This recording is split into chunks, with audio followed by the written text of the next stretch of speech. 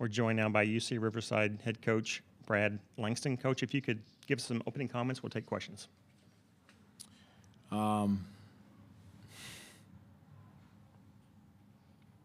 These moments are always tough, right? Like we spend spring, summer, fall to get to this point, and it ends on a tough night, as it does for everybody but one. But like I told the team, it doesn't define who we are, what we learned about each other, that adversity we've gone through, how much we've grown. Just Kaylani Polk, second in the league in assists. Hannah, the growth that she's made this year, just from freshman to sophomore year, being top 10 in the country for a long time in scoring. I don't know, just really, really proud of the growth this program has made, and with the young people that we have. Taylor Swanson stepped up in big, bright moments. Maria hit a big shot tonight. Lucia showed growth.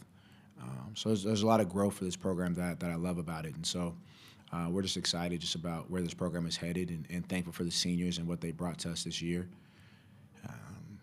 And we hope that we can impact their lives over the next 20 to 40 years, not just today. Okay, questions, just raise your hand and we'll bring you the microphone. You mentioned Hannah Wickstrom in your statement. What was it like, coaching her throughout the season, and such a special season she had? What was it like, being able to coach her, having the pleasure to coach her? Yeah,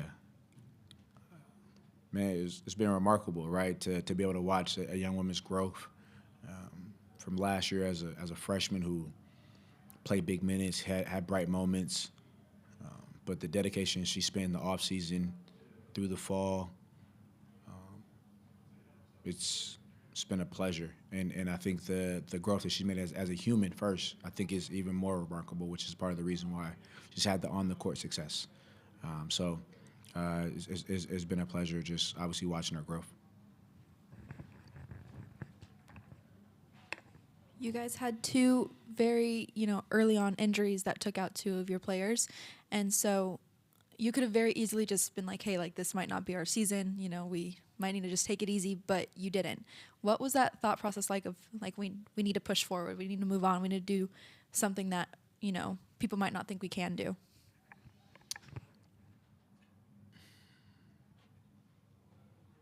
Depends on your team. Depends on the character you have in your locker room. And the players that we have, they're fighters, strong-willed. There's no back down in them. So there was no other option to kind of just take it easy. Like, they step in every day, ready to work, ready to fight, ready to compete, get better. So that's the only option I had as a coach, and I think that's what you want in the locker room, is you want players that are willing to fight and compete and learn and grow, and show up every single day, just ready, prepared. You talk about the fight and compete of this year's Highlander group. In these championships, we were down by 9 to Santa Barbara at one point in the third quarter. We were down by 14 to Davis in the second quarter, clawed back, took the lead at one point. Where do you think this resilience, where do you think this fight came from this Highlander group? Probably their parents, probably their family, their upbringing, right? Like, I got them with resilience. So the thankfulness probably goes to them and the environments that they were in and the coaches they've had prior to me. I think just this year, I think that we've shown, Gonzaga, right, at home, just competing, right? Like, they just won the WCC, right? Like, being competitive at Utah, being competitive at Arizona. They have it. It's definitely not me. I'm just helping them with the basketball part and the human part where they're at right now. So, but they came with it.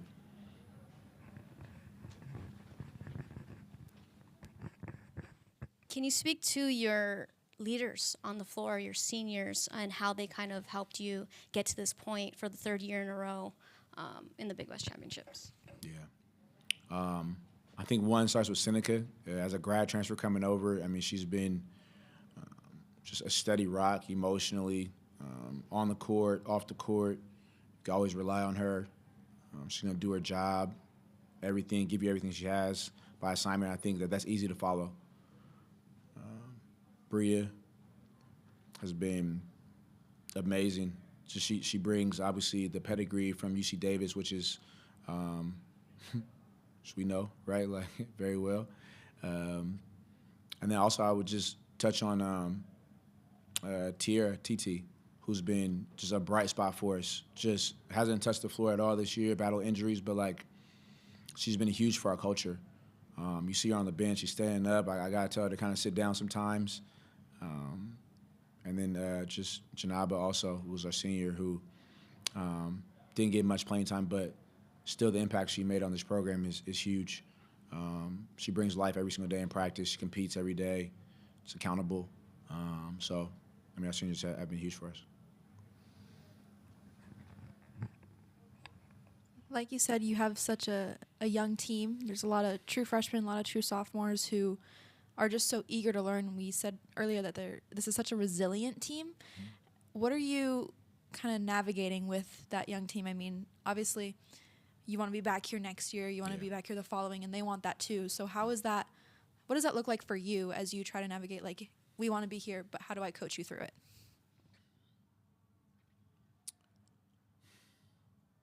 Back to work in the spring, I would say to start, you know, like we have to, well, number one, we got to recruit our kids back, right? Like that's the first thing. We got to recruit our kids back the way the transfer portal goes right now. But so that's probably the very first thing. But the second thing I would say, like, it's a lot of film, right? Like I think they have playing experience now, but like, how do you win? How do you get to semifinals? How do you get to the championship? You know, what does that look like? What does that feel like? You know, and the adversity you have to kind of go through to get to that point. Every championship team will tell you that it's never an easy season. It's very, very difficult to get there, but how do we create that championship adversity during the spring and during the summer and during the fall? And I think that that's where we have to grow. And in this loss today, there's a lot of tears in our locker room, but I think that the tears are good. They're learning moments. You have to feel it. That lets you know you're alive, but the next step is are you willing to do the work to get to where you want to go? Anything else? So you were down 14 in the first half, 30-16. You got the last 8 points of the second quarter to get back in it, and then actually took the lead in the third quarter. What was the turnaround? Was it a slow Riverside start or a fast Davis start, or what was it that you allowed you to get back in that game? Definitely a slow Riverside start for sure. No question about that. You know, to me, I just felt like our legs were just impacted from the night before, so it took us a little bit to kind of get going. But I think like I told the team, like we're built for this, right? Like we've been down before, so no worries. It's just a matter of finding your legs, finding rhythm, staying confident, staying in attack mode. We knew the looks that we had. We missed some shots early that we thought were really good looks, so it's just a matter of time before they fall. And I think that just giving them little keys at halftime as far as adjustments to make, as far as just our ball screen coverage and what we're looking to do, just being a little more aggressive and being a little more handsy, create a few more turnovers so that way our defense can feel our offense, which I thought was positive. So I feel like those are things that contributed to our comeback. Thanks, Coach. We appreciate your time. Thank you.